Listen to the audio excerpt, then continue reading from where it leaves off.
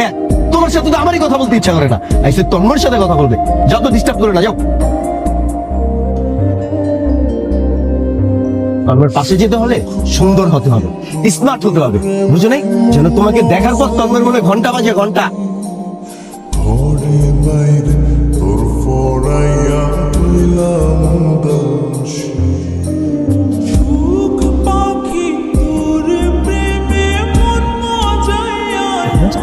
সাদিক, তো ও মেয়েটা না?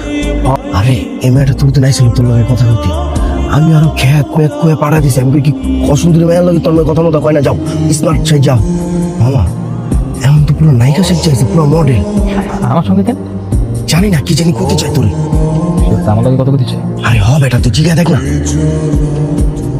নাম কি তোমার? জি রাইমা। শুনলাম তুমি মনে হয় আমার সাথে কিছু কথা বলতে চাও।